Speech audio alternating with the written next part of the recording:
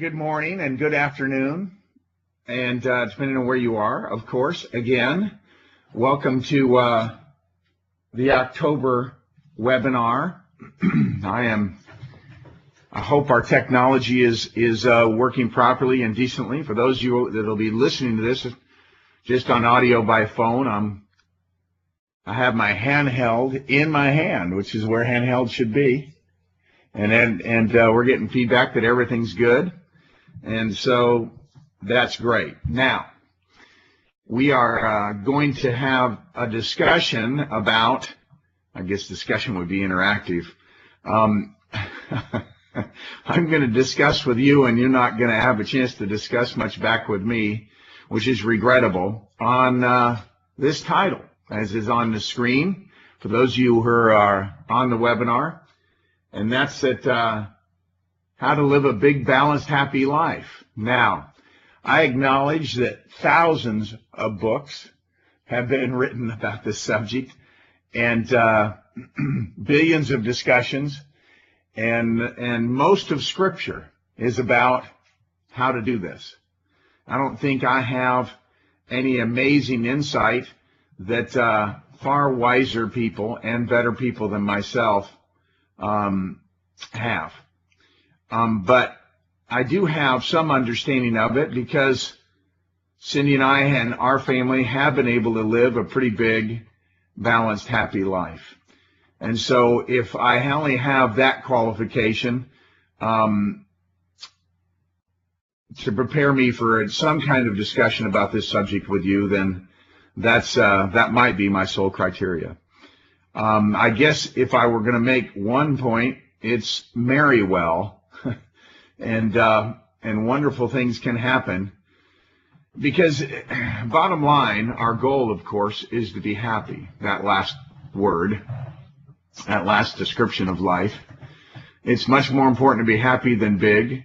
I think balance is incorporated into happy, but it's an interesting discussion. I love the picture that Trevor, my son-in-law, found of this elephant balancing on the edge of its enclosure to take the leaf from the little child.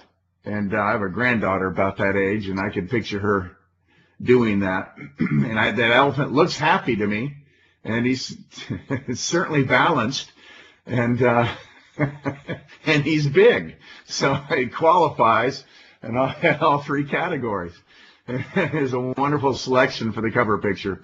For those of you on the phone, I'm sorry you're missing it. Anyhow, it's let's have some fun talking about this. Let's take it seriously. I'm certainly not going to be light-minded about a subject like this. I know a lot of us struggle in these areas. I know it from our retreats and conversations I've had with couples and spouses through and over 3 decades. And because of those conversations, I know a lot better than to be casual in our discussion of how important this is. And so we're building businesses. We want to build them big. And we talk about that in a very specific way in most of our retreats and in our webinars. But we're going to take a little bit different slant on this to try and make sure that we stay happy too. So let's get into it. In understanding balance, I think we probably need to start there. I think you already know what big is. As you're doing well and you're influencing lots of people and you're making lots of money and those kinds of things that you know, because you've been dedicated to your business and making it happen. And so let's take a look.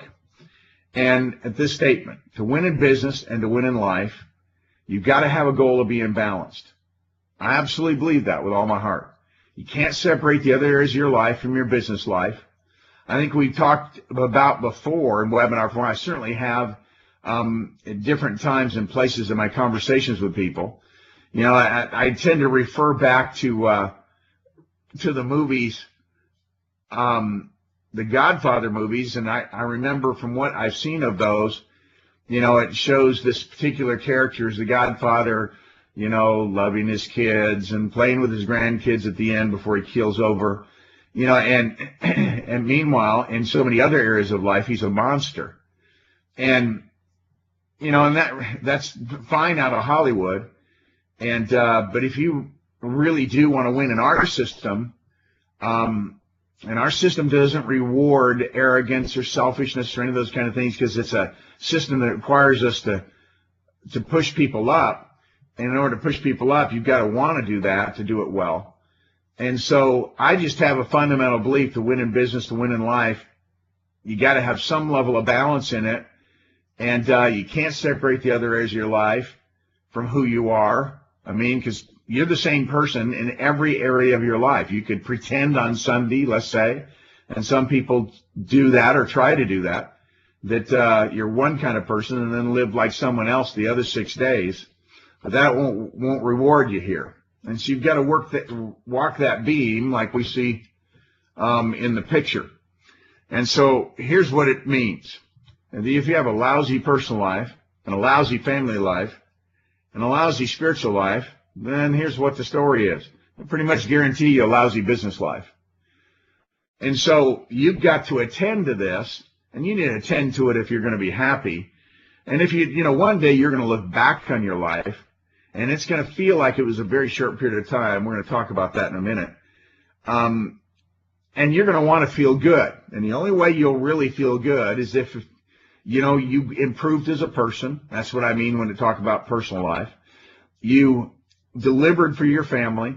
And I'm not talking about just financially, that's for sure, but emotionally and spiritually and in your love with them. And then, of course, tying back to the first two is your spiritual life, however you choose to define that. But that's all part of the self-improvement. And it's a matter of having things, a code in your life. For me personally, it's the gospel of Jesus Christ. But whatever it is in your life, it's that you have something you're striving in, and someone, let's say, that you're striving to become. And I don't think that ever should end in life. If it does, I think, we'd start to recede. We'd go backwards. And so whether you define that, that's a personal decision. But I know that, if you think you can mess up in one area and hold it, and keep that from influencing the other, then, of course, you're chasing a pipe dream, and you'll find that out the hard way. So let's look at, I'm flipping a page here. Let's look at understanding balance a little bit more. First principle. I think perfect balance is a myth. I think if you go around saying, gosh, I'm not perfectly balanced, so I'm not happy, you're pretty much going to be miserable, all for but fleeting moments of your life. And I think more appropriately, there are seasons in life, and I'll touch on this principle again more specifically in a second, that as we have young children or older children, or an older child gets in some kind of challenging situation. We have friends right now that we're praying for that a grandchild is being born today with a heart problem, and they don't know if the baby's going to live, whether they've got to rush the child right into surgery, whether surgery would save their life. The tragic circumstance, because you can't do anesthesia the normal way, so you can only imagine, what's going on in the lives of the father and the mother and the grandparents and all of that kind of stuff. There are just times where you've got to devote yourself to the well-being of certain people in your family or to your marriage or whatever it might be, just like there are times where the business has a season where you're driving real hard and the family life is going pretty well, and everybody's supportive of that. And so I think there's a season or a rhythm to life that, according to what its demands are and what's going on and what the circumstances are, you've kind of shifted resources, if you will. It's kind of like a battle plan on a battlefield, and you're moving reserves around and to back up certain areas that might be in a little bit of more trouble than another area that's holding their own or even advancing. And so I think the goal of perfect balance would be a mistake. simply because that's just not the way life is lived. Now, don't mistake me. I think there are moments of perfect balance. I think they last maybe 30 seconds, maybe 2 or 3 minutes. If you think you're in one, you're probably just deceived. But just in case it's happening, I want you to cherish it. It might be sometime early in the morning or late at night. You feel that, and just enjoy it, because it's about to change. And some crisis is about to happen. One of your children's going to break an arm or a leg or something, or you were a hero to your wife yesterday, but not today. And so all these things have a way of interceding, and you get a little bit of mileage on you, like Cindy and I have, and I think you have a pretty good perspective on it. And so what we're really striving for is excellence, not perfection. It'd be nice to be perfect, but I'm not sure that's a realistic goal. I don't hold that one up for myself. If you're perfect in an area, enjoy that moment also, because we're all very human, and we have a way of falling off our pedestals very quickly. And so we are striving to be excellent, though. We are striving in the various areas. Look, just like in our business, we're striving to move toward excellence in doing a one-on-one, in prospecting, and doing a overview or a sales presentation, or we want to be excellent closers, and more importantly, we want to be excellent in building personal relationships with people. That's what we're striving for, is to be good at stuff. And if we can be good across the board, at good husbands and wives and fathers and mothers and sons and daughters, and good in the business, and make good friends, and be good in our fundamental approach to life, and means that we're honest, and these kinds of things, as we're striving for that, not perfection, but we're striving for that, then you will go in huge measure toward being happy. And now I could take off, excuse me, I could take off in the direction where we could have a full discussion of, and maybe we should, but we're not, of adversity in life. I've said to you, if you've gone through every webinar, and you have my sympathy if you have, but if you have, I have discussed once that there are two kinds of adversity. They feel kind of the same, but one's the natural adversity of life. I'm 60. My back hurts. We just moved into a new home. and some people invited me to play golf in a tournament today, and I'm really not in a position to do it, simply because of the adversity of kind of my level of conditioning right now and my aging. I'm still aspire to be excellent there, and I'm working on it. But the reality is that stuff happens. It wasn't my reality at 25 years old. And so there's that kind of adversity. That is the natural course of life, of raising children, of being married, and these kinds of things. Life was not meant to be a cakewalk. It was meant to be a test, and it was meant to cause us to grow. And that's the healthy kind of adversity. And we face it. Sooner or later, we're going to get sick, and we're going to die. It might not be quick. Whatever it is, we're going to face these things. And that's that. Then there's the kind of adversity we bring on ourselves, not just being dumb. Now, we've all had some of that too. And hopefully we don't keep bringing on adversity in the same areas by doing the same dumb stuff. The reality is that the bank robber who's fleeing the scene and people are shooting at him, the police are chasing him, and he goes, "Why me?"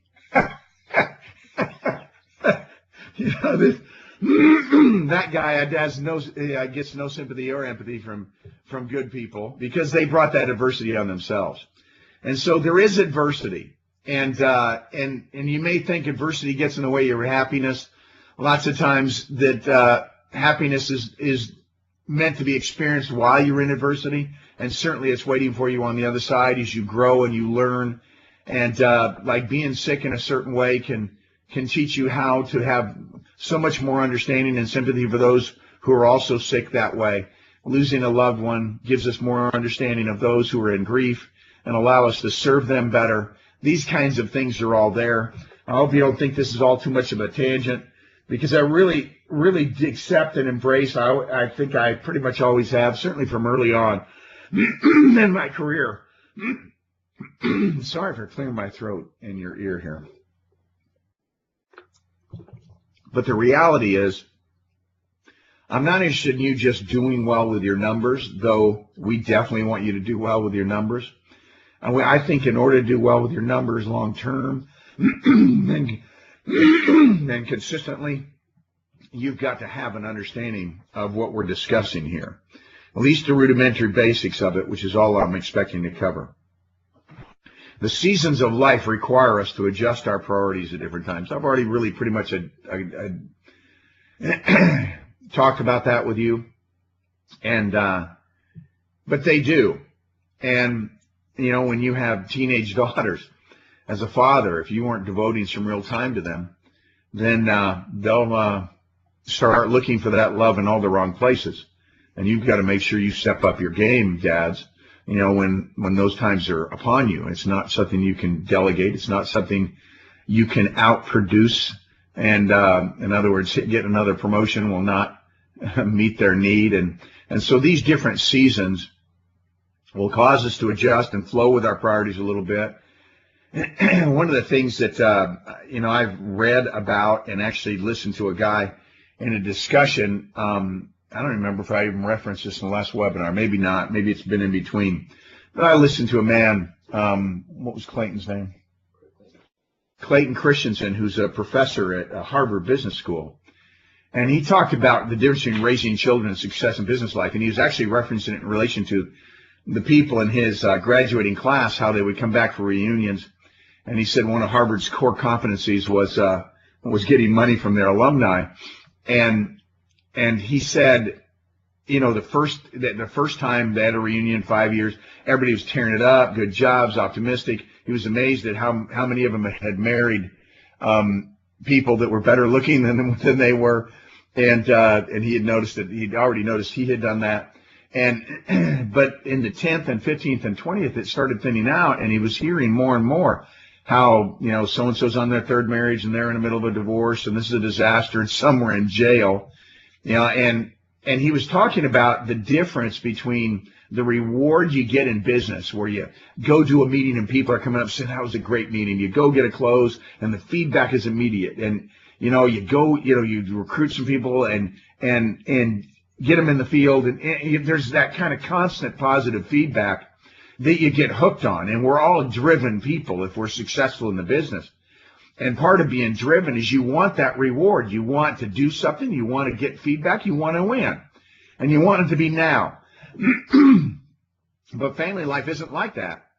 Your children, you know, you have the moments, but most of the time they're messing up every day because they're little, you know, and they're growing up. And he says it's about a project of 20 years before you step back and put your hands on your hips and say, hey, we did a pretty good job. And so, you know, it's much more of a long-term approach and long-term thinking. Well, a lot of what we build in life is that way. And if you always want immediate feedback, immediate reward, you know, that's a trap of short-term thinking. And I don't think you'll be balanced, and I don't think you'll be happy. And so these seasons require this kind of thinking. And you look at developing people, just like you look at raising children, and you've got to look at it a little bit more long-term and apply it. But the bottom line is, we're going to show you a picture now for those of you who are looking at it, and ask a question. How do you keep all the plates spinning? You know, you have a spiritual plate, you have a physical plate, you have an emotional plate, you have a family plate, you have a financial plate, right? You have the church calling plate. I mean, you might be spinning all these plates. And we represent that with 6 plates here. Well, how do you keep these plates spinning? Do you all keep them spinning as fast as they possibly can go? No, that's where seasons cause you to look over. What you don't want to do is let any plate fall. Now, if I had a plate on here called a hobby plate, that'd be a different story. But let's look at it. The answer is, you don't spin too many plates. We could put 30 plates on here and no one person, or 20 plates, or 15 plates, 12 plates. And, you know, any of those numbers are impossible. And sometimes people go around, just, you know, I heard a church talk on that this weekend, you know, and they're just, oh, so busy. I'm swamped. I'm busy. I can't believe it. I'm buried. And they wear that as almost like a badge of accomplishment. Like that's how they define themselves, that that's what makes them special. And in this talk, this person asked this question, I'll ask it of you. Does it really? Does that make you special? Certainly I ask the question, does it make you happy? That that old saying, jack of all trades, master of none. I'm not sure that even applies as intensely as really this point deserves. All of a sudden you're running around all these plates, you're not doing any of them very well, a bunch of them are wobbling because you're trying to spin too many. So let's talk about priorities. I think you got to establish clear priorities. I think you need to know what they are. If we were just one-on-one right now, you're sitting across the desk from me and we were talking about this at a personal level, and I asked you to state what are your priorities in life, and you see the signposts pointing different directions. Sometimes family points a different direction than career. So does spirituality. So does love life. I don't want to overdo the icon and the symbolism, but that just comes back and forth to the seasons we've already discussed. But let's get into this. First, set priorities. Here's what I believe in. Doesn't mean it's what you got to believe in, but it's what I believe in. I believe in faith first, the spiritual side, right? Because that's where I derive my strength and my understanding of how I should establish priorities, what those priorities should be, that kind of stuff. Family second, and in that priority area, because my faith blesses my family life so much, and then the business third. Notice I did not say basketball league. I did not say stamp collecting. And not say shopping. Right? I mean, those are my big three plates. I have a board I was given by a friend of mine who's no longer in the business, but it says faith, family, and business. And I keep it up in my office here at my home. And I like to look up at it and reflect on, am I keeping that priority? People will come to me and say, hey, Rich, what's new? And I go, well, hopefully nothing, because I'm so happy with my faith, with my family, and with our business. And then I don't particularly want new. I play a little golf, I work out, so, these kinds of things. But I just love devoting more time to these. I love serving in my church. I love studying scripture. And I love my wife, and I love our children. I love our granddaughters, and I love grandsons when you start having them. And I love the business, and I love those of you I get to work with and serve within the business, and I love the people I work with, the leadership, and I just love the people. I've gotten to know the people I'm still yet to know, and I'm looking forward to it. All of this stuff fills my life. And I got enough plates within business, and enough plates within the family, and enough plates within the faith to keep me happy spinning all the days of my life. And if that's all there is in it, along with, of course, paying attention to my health, I'm good. And I don't feel like chasing out all these different areas. Never felt like playing 7 sports, and so that's up to you to decide, of course. But I think one of the keys is, so when I hear people, I'm swamped. Not that I haven't been swamped, I have. But I try not to be swamped. So I've got time to be a little bit reflective and pace myself a tad, at least set aside time to think, do little mini honeymoons where Cindy and I sneak off, stuff like that, that kept enough balance and enough perspective in my life that I was able to be fairly successful in these big three areas. Now, first one.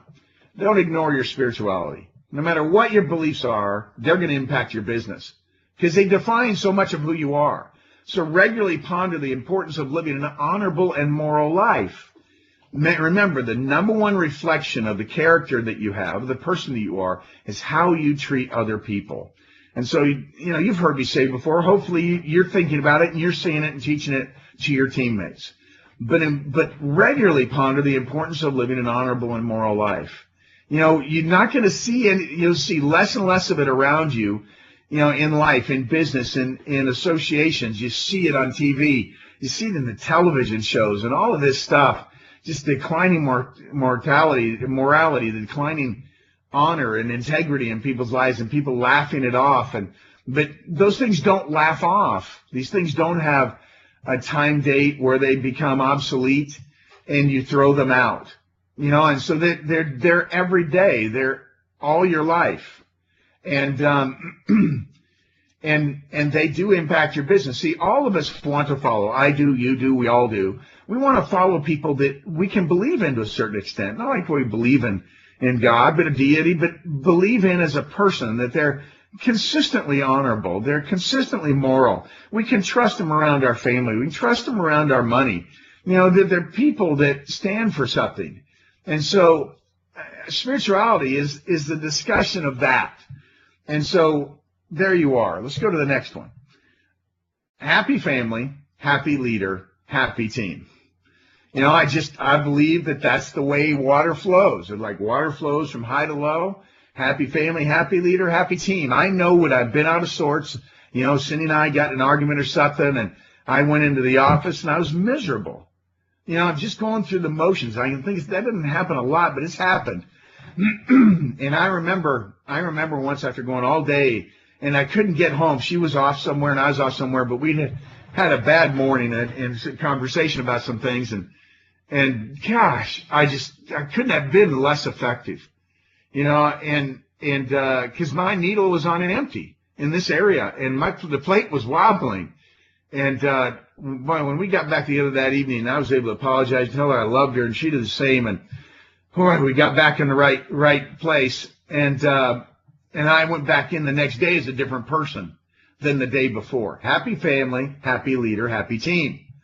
And because if you can't be happy as a leader, then, your team's not going to be happy with you. And you know how that goes. And so remember, we build this business for our families.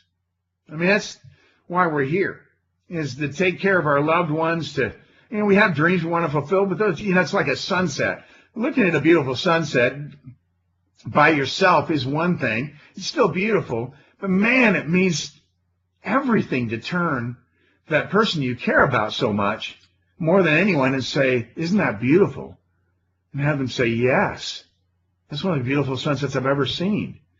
Or you look at a rainbow. We saw a double rainbow here in our travels, and and just the light was perfect, and the water, and just gorgeous double rainbow. And I was with Cindy and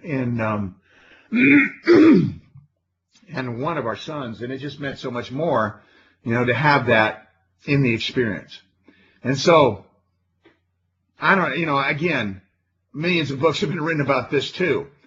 And, but prioritizing it goes a long way towards fulfilling anything you read about in any book, as opposed to letting things less important get in the way of things more important. And so, spirituality, happy family, and this is where I want to interject personal health. I believe leadership requires physical energy too. And don't forget the big three when it comes to personal health. Eat right, get some exercise, adequate rest. If you're failing in any one of these three areas consistently, try and do something to insert that into your habit pattern. If you're married, sit down with your sweetheart and talk a little more about how you can eat right and how you can work together on that. And work together maybe on the exercise, like getting to bed a little bit earlier, this kind of thing. We're going to be pretty demanding of ourselves as we're building our businesses.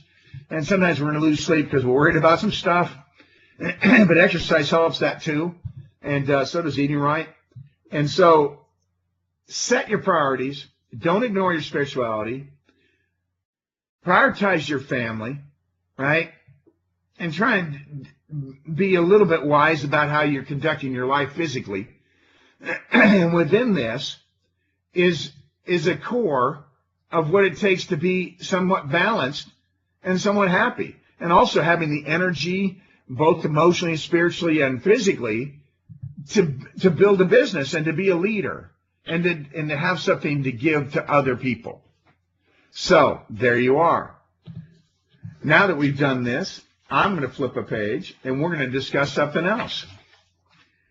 First, what do you eliminate? Are you wasting time in things that don't fit in, go back to spinning the plates? You spinning plates you shouldn't be spinning. You shouldn't be putting much effort or energy or time into. Are you wasting time in areas that are causing you to be less effective in far more important areas of your life. When you do that, you're going to be less happy, less balanced, and so here's what I think you eliminate, especially when you're really trying to build it big. When you're pouring it on, here's stuff that I think you're going to eliminate. You're going to eliminate your hobbies. You love coin collecting. You love visiting estate sales to look at stuff. That might all be cool. You love antiques. I don't get any of this stuff, but I know people that do it. I've seen that once in a while on TV. And it could be other things you could insert in that category. And I don't think you're going to have time for it. Let me erase through the rest of them. I don't think you have I think you eliminate watching television. I think you eliminate organized sports, playing them, watching them. I think you eliminate video games. Though I have a solitaire game on my phone that I play every once in a while. But anyway, but I think you basically eliminate that stuff. I think you eliminate recreation outside of faith, family, and business. I think whatever recreation you do, if you're going to play a little golf, take some family members. You take some people from your business with you, and you build relationships, and so that are fitting into your priorities of faith, family, and business. I think you eliminate internet browsing and social networking. And then I want you to eliminate this too. Insert anything else that distracts you. I think you get rid of this stuff for real segments of your life. And let me tell you a story about a moment where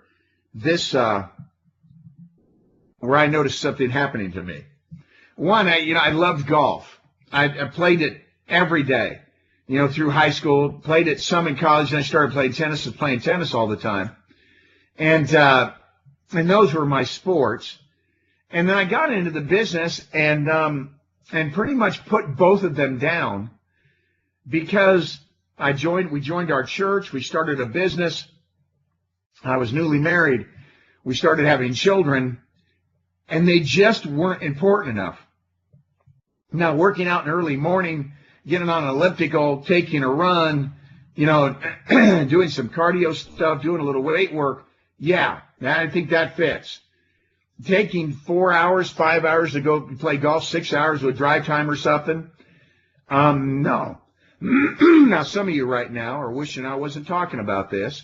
Some of your teams are looking at you because you give quite a bit of time to some of these kinds of things. And I think there's maybe a time in a season. You're probably not in it, but depending on your age and all, but it's something to think about.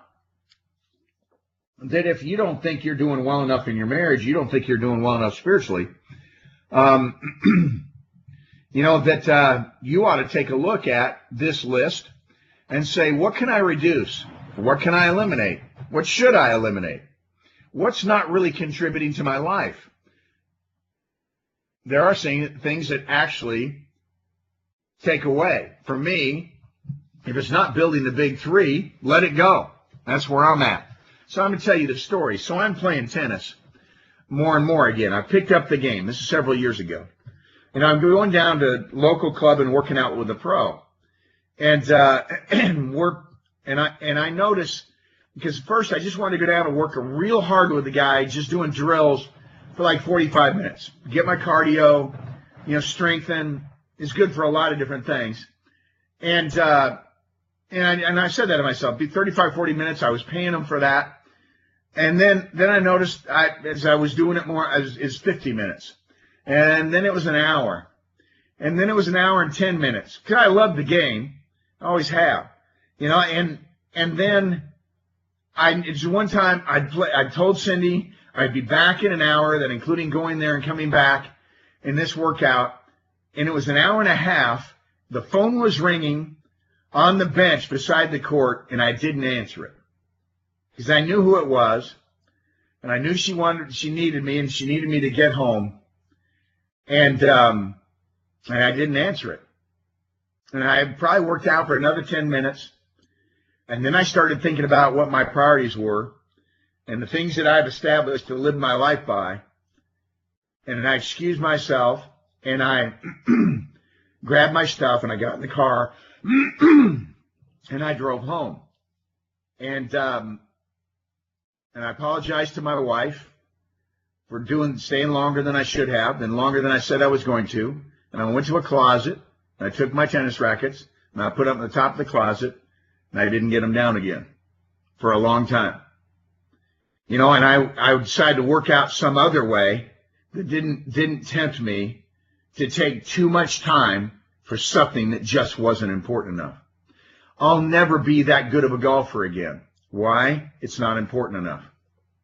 I've just got too many other things that are too clearly more important that I need to devote my time to. And it's things that improve my life and allow me to contribute to other people's lives. That's how I prioritize it. And my faith, family, and my business allow me to do that on a regular basis. And so I just want you to think about this. And I'm not doing it. I apologize if this seems like sermonizing too much.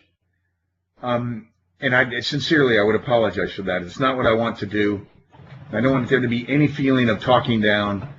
I've blown it in all these areas. I've learned from it. But I do know that I'm happier than most people that I know and that I see around me. And has no element of perfection in it.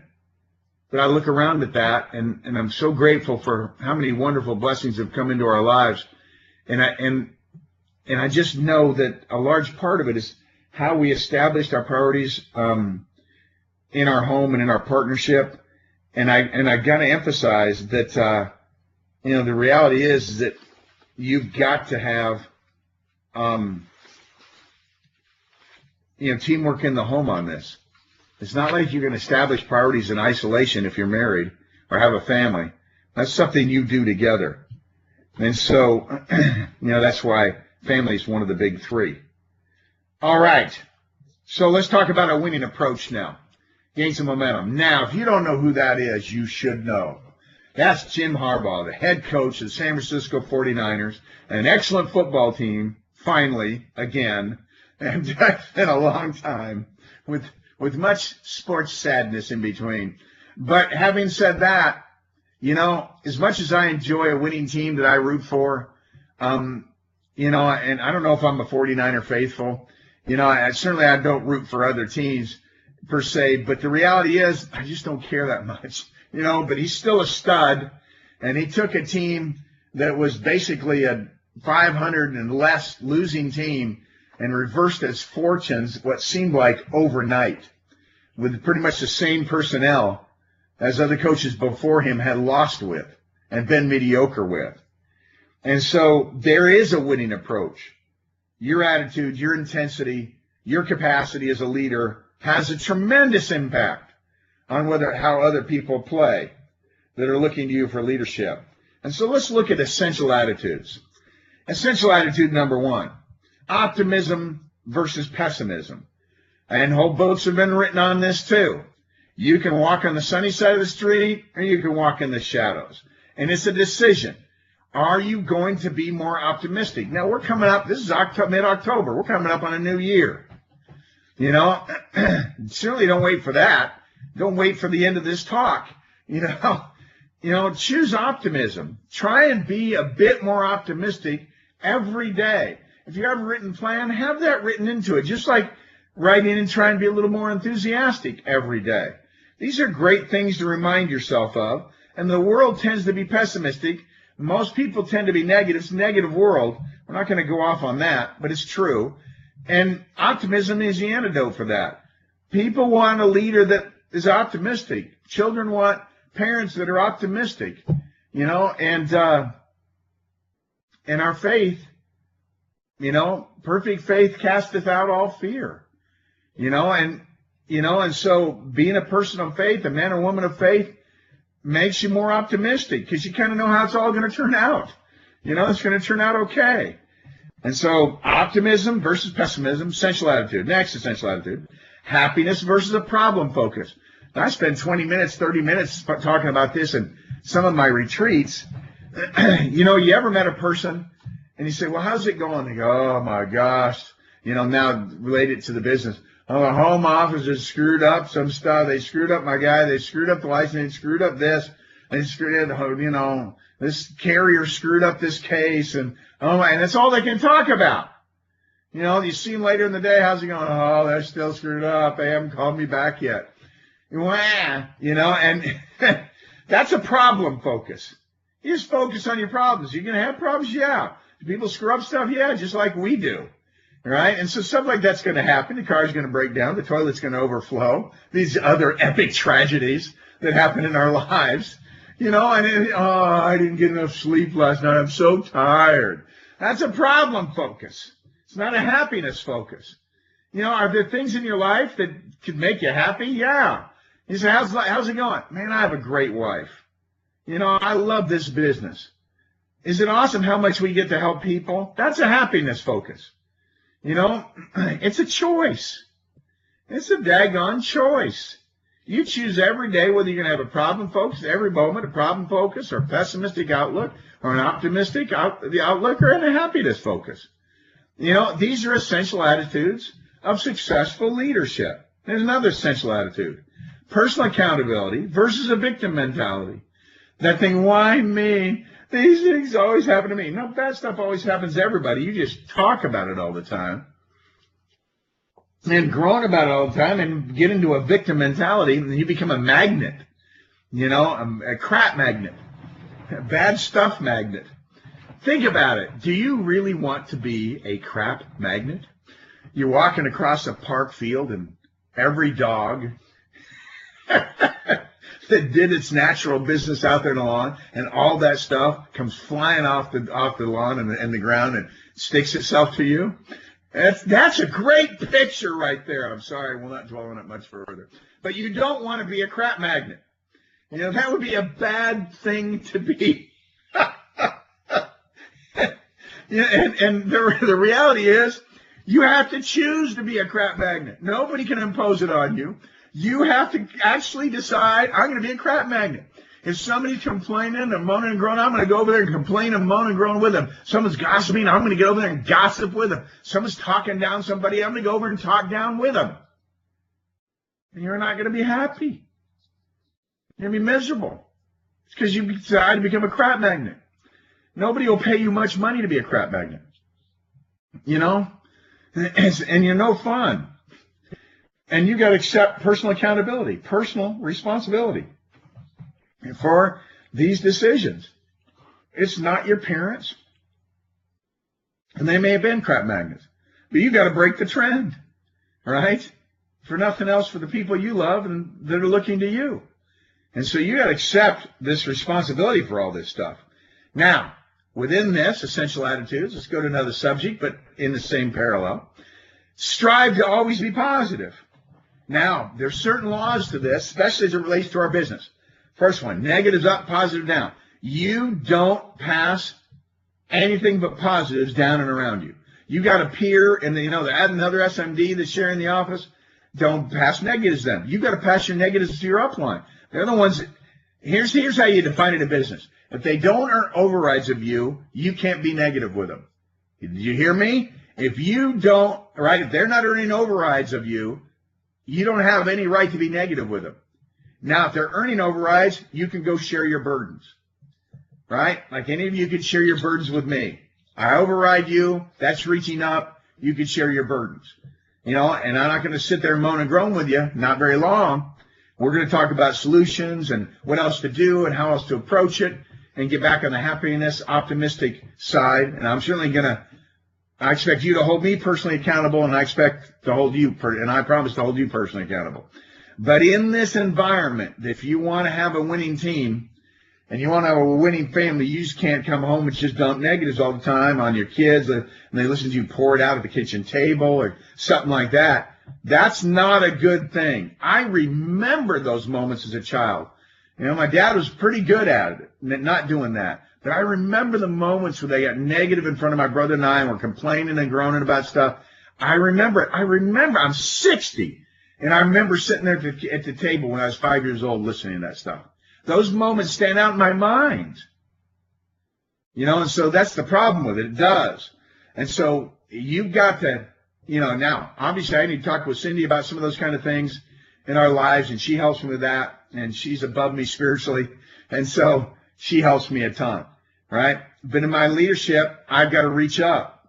My up from here is probably poor Joe DePaula beating on him or Scott Ham. And trust me, I do it. And so if I see things, anyway, I'll stop there. And so negatives up, positive down. All you owe people, and this is one of the things that robs you of happiness and balance in your life sometimes in this business. You worry about your people not making it. Now, here's what you owe your people. You owe them an opportunity, and we got one. And you owe them a personal example of success. That's what you've got to show them. And once you're setting the example, and once you have, and you know you have a legitimate opportunity, then they've got to step up. They've got to decide and make the decisions about their attitudes. That's what you owe your people. Now, you should communicate some with them, but dang it, they should communicate with you too. And they should be reaching out. And you should treat them right. You need to work to build personal relationships. You need to train them. All of those things are part of the example we need to set. But the reality is, some people, no matter, I don't care, you can move in with them. You could sew yourself together, and they're not going to win, right? And you got to let that go, in order to be happy. Otherwise, you can't ever look at your team's satisfaction. Most of the people in your team are going to be struggling because they're all learning how to win. They weren't born knowing how to do it, and they didn't come into the business knowing how to do it. Most of them are employees, employee mentality, all that stuff. They're not entrepreneurs. They don't have the discipline yet, and they don't have the drive. They don't have the mental toughness. All that stuff we're trying to help them gain. But in that process, they're going to be struggling, just like our children struggle. There are moments of elation and moments of joy, and a family's a safe, and your home is your safe harbor. But man, they're struggling in school. They're struggling in some relationships. They're learning, right? They're learning to walk. They're learning to talk. They're learning a whole bunch of stuff, and they're going to struggle. That's the reality of life. And so this is the deal. Well, I'm waxing eloquent on this. I got to be careful. All right. So here's the final point I want to make about this. Go ahead. You got to insulate yourself from this stuff. And when I say insulate, I'm talking about insulating yourself from the negatives. Don't sit there and watch 24-hour news or read the paper and all the things that are terrible in life. You're aware of it. You need to, it goes on. You try and make your contribution to the world around you. But man, just don't stare at it, and just don't dwell on it. And there's always something really bad happening in the world. Some bad news, someone's killing somebody, some tragedy, and you got to insulate yourself from this stuff. And I do, and it helps me be happy. Have you heard about such and such? No. Well, I've heard about it. But did you hear all the details? No, I don't really want any. And I know it's bad. A guy shot a lot of people in that movie theater.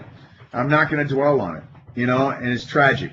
I pray for the people, pray for the well-being, even pray for the guy who did it. Let it go. And meanwhile, I can't change that. I can't impact that. I save most of my energy for things that I can do something about, and let it go at that. All right.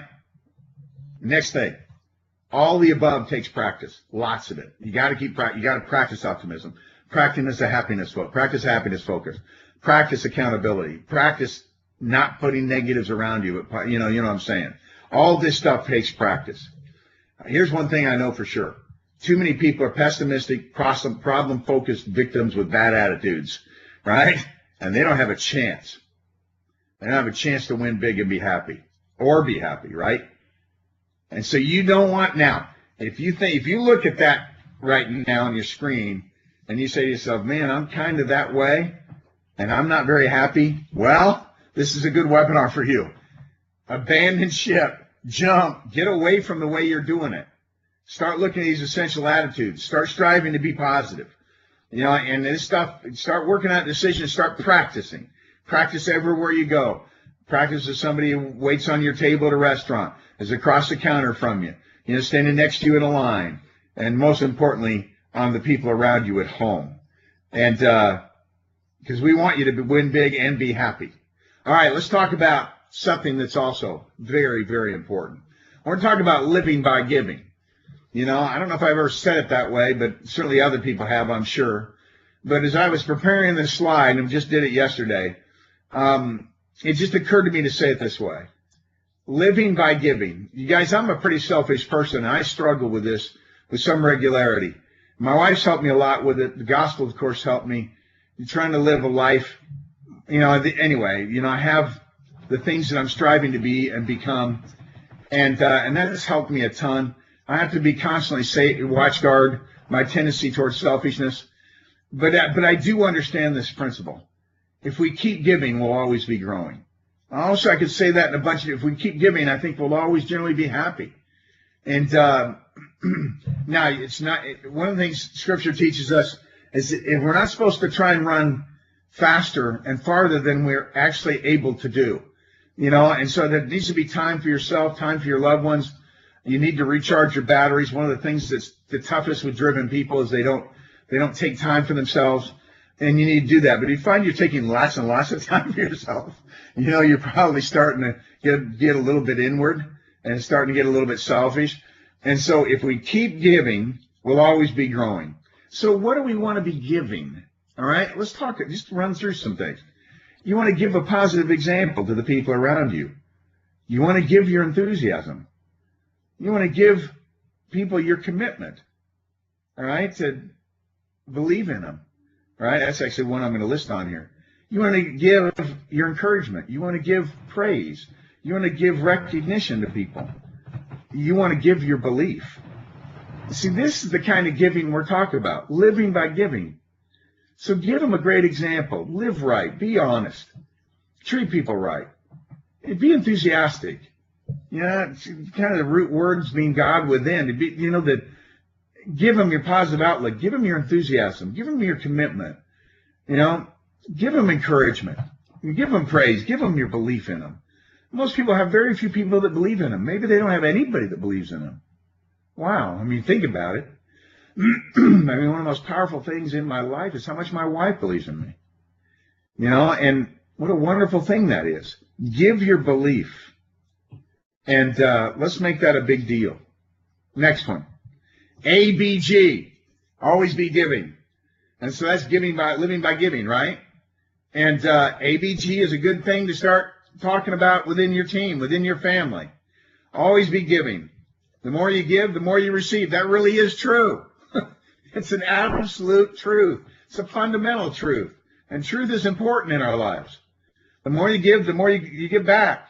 The more you give to people, the more they appreciate it. Now, I'm not talking about people always express gratitude when you do something nice for them. If you go around wanting gratitude, give. That's taking. That's wanting something back. If you get, anyway, enough, I go off on a tangent there, and we don't have time. And so, the more you give, the more you receive. We gain strength as we help people.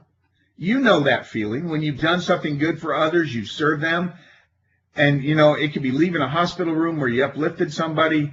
It could be just lifted somebody who was down, a call you made, an arm you put around somebody's shoulders, a sweet older person you helped from the church to the car, and, you went by and you mowed their lawn. You know how those things make you feel. We gain strength as we help people. You'll gain strength as you serve your family. You gain strength as you serve the people around you. You gain strength as you help the people in your business. But always be giving is part of happiness. It's part of building it big, and it's part of being balanced. It's certainly at the core of happiness. And next, never get too busy to care about people. Because that's another thing we give, is a caring heart. Showing some concern. If someone's well attended to and lots of people are taking it, I'll express my concern and then leave them alone. If it's something very private and they want to be private, I'll express my concern and leave them alone. That's very much, I may tend too much toward that, but that's just, it's important not to get too busy to care. Anyway, bottom line, it's got to be, if you're going to be happy, it's got to be pretty much unconditional. If it's conditional upon, in other words, you give a present for Christmas and it's conditional on them giving you an equal or greater present, that's not giving. That's like a negotiation. That's some kind of trading, and that's a commerce, right? It's not giving.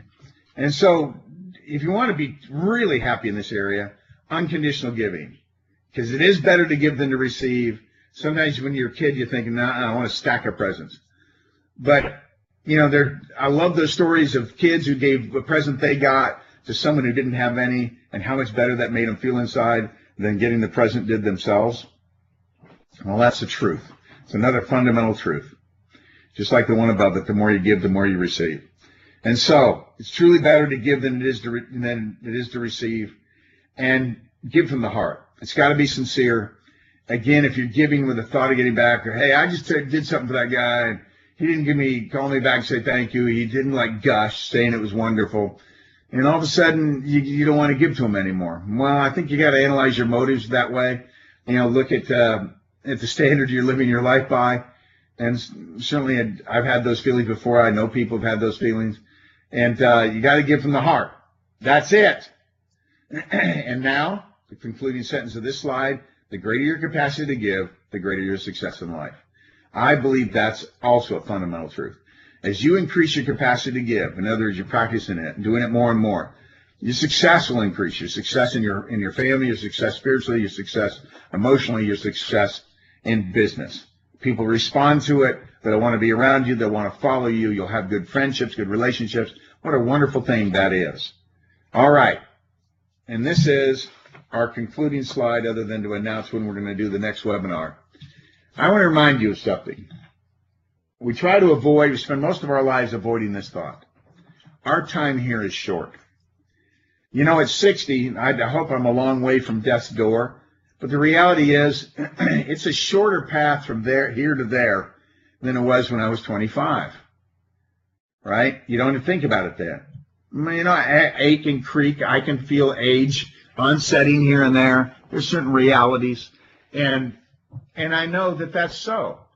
I plan a little bit differently. I'm not looking at a 40-year plan doesn't mean quite as much to me, though I hope I live to 100, but here's the deal. You might not, and it might not be, I may go tomorrow. I don't know, and I walked into church, into this new area, and we used to go to church there 20 years early, and Cindy said, and said the person's name, this woman, and I said her name, and said hi, and I was looking around, just kind of instinctively looking around for her husband. Her husband's name was Bud. And Bud is younger than I am. And she said, Bud died last year. And I went, wow. Just heart attack. And he was gone. And there's even a friend with him who's a doctor, and nothing they could do. Just that kind of thing. Our times here is short. And I was listening to something, and it's someone they were teaching. And I'm going to mention this to you. When people are at death's door, they often wish two things. This is caregivers of people who are dying. And these two things are the things they talk about the most often.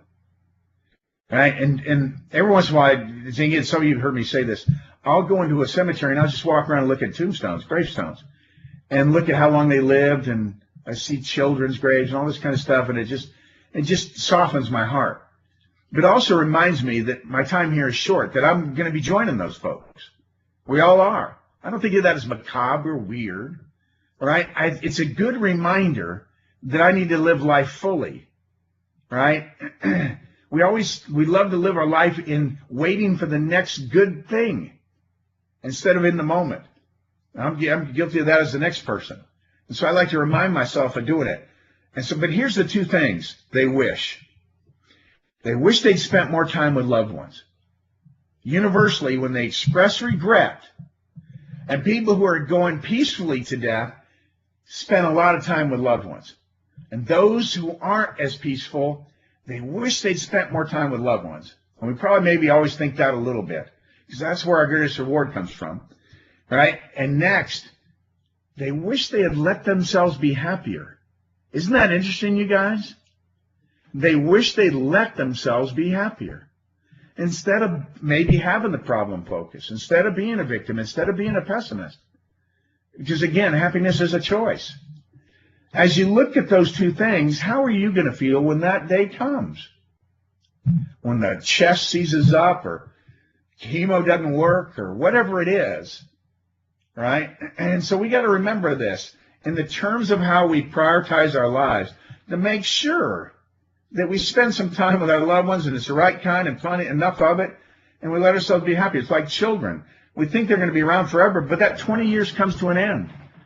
Brett left and went on his mission, and that was the end of 29 and a half years of Cindy and I having children in our home. She said to me this morning, I'm so looking forward to having, as our granddaughters, Shelby and Cora, stay overnight here. And I know why.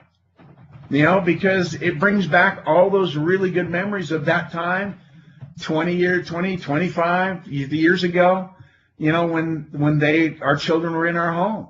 Now we're excited to hand them off back to their, it's one night, by the way, but it's a lot of work, but we cherish it, and time with loved ones. And you guys, can I issue you a challenge here? Will you let yourself be happier? Choose happiness, right? Because it doesn't choose you. You got to choose it. And because there's all this good and blessings and stuff around you that you need to be happy. It's just like there's 1,000 more reasons to be negative than you need. All right? And so you really have to work at this and choose it. And if you do, you're going to be so much more effective for your people in all areas of your life, whether your people are your family, your people are, people you're helping in church, your people are your team. You got to do that. Take joy in your labor, right? And what is your labor?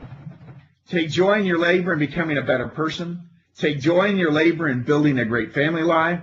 Take joy in your labor in building up individuals and families financially, emotionally, spiritually. That would be serving in various areas of your life, right? Take joy in these things. Take joy in the fact that I'm working on becoming a better person, and I may not have been too successful at it today, but dang, I'm going to keep working on it, and I'm going to get it. And I'm going to take joy in building a great family life. And I may feel like I got a beat down today, but I'm not going to give up on it, right? And I'm going to take joy in building up individuals and families that I see across the kitchen table financially, or on a team, that I'm helping emotionally, or in other areas of my life, within the walls of our home, or in other areas of my life where I'm serving, where I'm going to be uplifting people emotionally and spiritually. Right? If you do this, you'll be big and you'll be happy. And there you are. Yeah, I'm acknowledging this certainly falls well short of the best webinar you'll have ever heard, and falls well short of other things you could read and study of people who are a lot wiser and more articulate in this area than I am. But, these are truths that I have learned and borrowed from others and applied in our lives, and it's worked pretty good. And so last time, our time here is short. And so keep it in mind. Don't end up with a bunch of regret. End up with a bunch of things to celebrate. All right. Our next webinar is a discussion. It's the first time I've seen this picture. That's an awesome picture, Trevor. Give me some. That's all right. The title of it is Wherever You're At, Taking It to the Next Level. If you're a new rep, I'm going to talk to you about how to take it to the next level. If you're an SMD, you're making $50,000 a year, and talk to you about taking the next level, getting over 6 figures and making it happen. And if you're multiple six figure, I'm going to talk about how to take it to the next level. We're going to do that November 14th. And so that's our next webinar. I love that picture. That picture's got to be on the cover of it again. That is just awesome. I'd like that picture from my office. Anyhow, I relate to that fish. And so there's where we're going. If we could line up another couple of bowls after that, we're just going to keep jumping. So we're going to have fun discussing that and in moving it to the next level, what it takes. All right. I hope you've gotten good things out of this. I hope it's something that you reflect on, that maybe you have some other people in your team watch that weren't there today or couldn't be here, and I appreciate, again, I finish with this every time. Don't think I mean it any less every time. I love being in business with you. I do consider it a privilege. I do get a lot of fun and meaning out of it. I do desire to make a contribution because it makes me feel good, and I hope that I am. And so there you are. So my best to you, my best to your families, and let's choose happiness, huh? Let's be optimists. Let's make it happen. Thanks, everybody, and look forward to the next time we talk. Bye.